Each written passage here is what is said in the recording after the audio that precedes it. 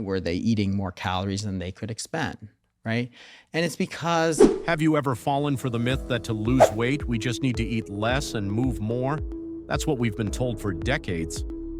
But what if I told you that approach isn't working and never really did? Dr. Jason Fung, a kidney specialist and best-selling author of The Obesity Code, helped thousands of people lose weight by turning the old diet advice completely upside down. Today, we're breaking down his most powerful fat-burning secrets so you can learn exactly how to work with your body, not against it. Be sure to stick with us to the end, as I'll tell you and Henry how a Fung-friendly fat-burning day looks like. Let's start with one of the biggest myths in weight loss. Exercise is the key to burning fat. Dr. Fung says, yes, exercise is good for you, great even. It helps your heart, builds strength, improves mood. But when it comes to losing weight, not so much. Wait, what? Here's why. Think of a treadmill. You hop on, jog for 30 minutes, and you glance at the calorie counter. It says you've burned 120 calories. That's about 2 cookies, not even the big ones. Most people don't have the time or energy to spend hours working out every day. Another issue is that exercise tends to make you eat more. While hunger goes down during exercise, a phenomenon called exercise-induced anorexia, it rebounds afterward. People often feel hungrier post-exercise, which can lead to weight gain. It's a frustrating cycle. You burn a little, then eat more, Dr. Fung says. You can't outrun a bad diet. So if burning calories isn't the answer, what is? Dr. Fung explains that weight gain is not about calories, it's about hormones, and the hormone at the center of it all is insulin. When you eat food, especially carbohydrates or sugary snacks, your blood sugar rises. In response, your body releases insulin. This hormone's job is to move sugar out of your bloodstream and into your cells, either to be used for energy or stored as fat. Here's the key point. If your insulin levels are always high, your body stays in fat storage mode. Even if you eat less, your body resists burning its own fat because insulin is telling it to keep storing. This is why counting calories doesn't always work.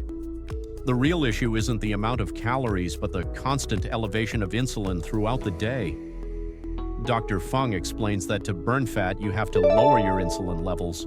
Only then will your body unlock stored fat and start using it for fuel. So, how do we lower insulin? That's where Dr. Fung's fat-burning secrets begin.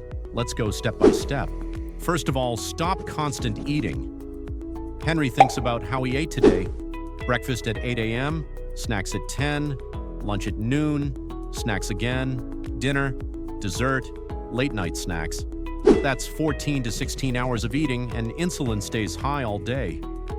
Dr. Jason Fung recommends intermittent fasting to lower insulin and give your body a break.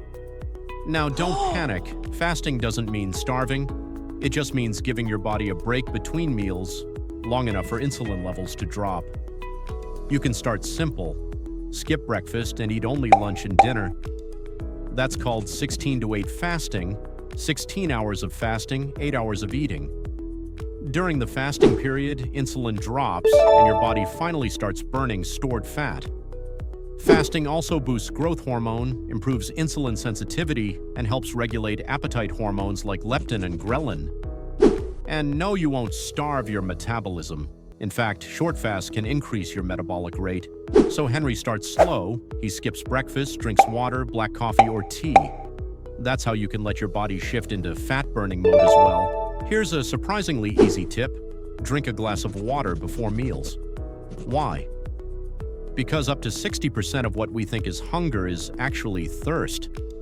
Our brain sometimes confuses the signals, so you eat, when really your body just wanted water. Studies show that people who drink water before meals eat 133 fewer calories per meal without even trying. So next time you feel hungry, try water first. Wait 10 minutes. If you're still hungry, go ahead and eat. But more often than not, you'll feel satisfied.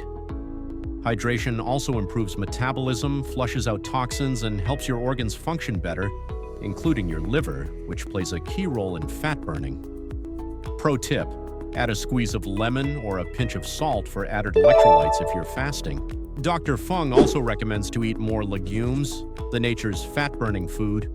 They're packed with plant-based protein, fiber, and slow-digesting carbs.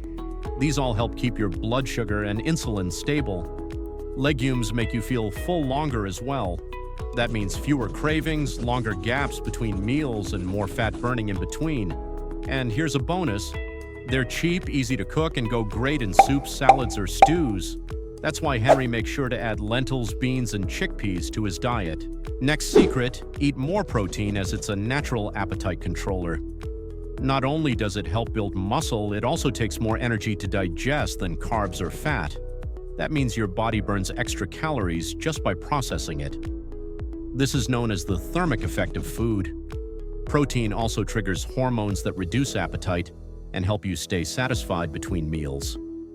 Foods like eggs, chicken, and fish don't spike insulin nearly as much as refined carbs do, which helps keep your fat-burning systems turned on. As you age, your body needs even more protein to maintain muscle and metabolism.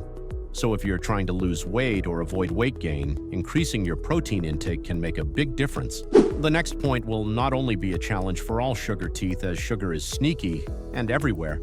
It's in cookies and candy, sure, but it's also hiding in salad dressings, breads, sauces, even so-called healthy snacks. This hidden sugar is a major reason why people struggle to lose weight. Dr. Fung is clear on this one. If you want to lose weight, cut sugar. Why?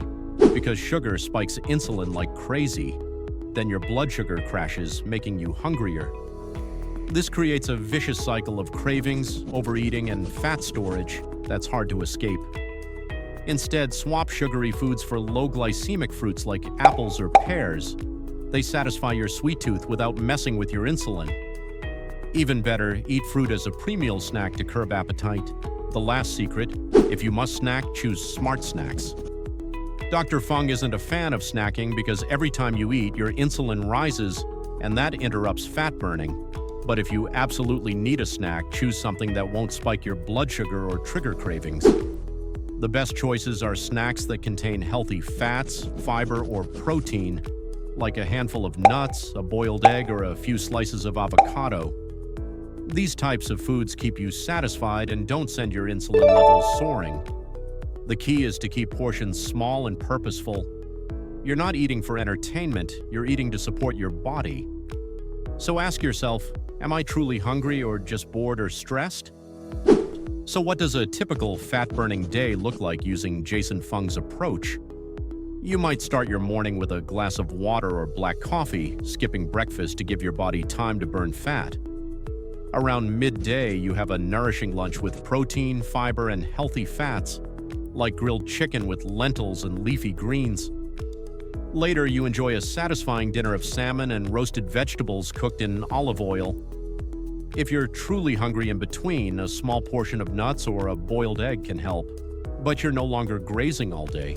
You're giving your body clear windows of time to digest, rest, and burn fat. Dr. Jason Fung's fat-burning secrets don't come in a pill or a fad diet. They come from science, common sense, and a deep respect for how the human body actually works. So if you've been struggling to lose weight, if you're tired of diets that leave you hungry and frustrated, maybe it's time to stop fighting your body and start working with it. Because the secret to lasting weight loss isn't more exercise, fewer calories, or tiny low-fat meals. The real secret is in your hormones. What you need is a smarter approach that respects your biology. That means lowering insulin, eating less often, focusing on real foods, and drinking more water. When you work with your body, not against it, fat loss becomes natural, sustainable, and even enjoyable. If you found this video helpful, make sure to give it a thumbs up and don't forget to subscribe for more tips on staying healthy from head to toe. Let me know in the comments. Which of Dr. Fung's fat-burning tips are you most excited to try or have already tried? Thanks for watching, take care, and stay healthy. I'll see you in the next one.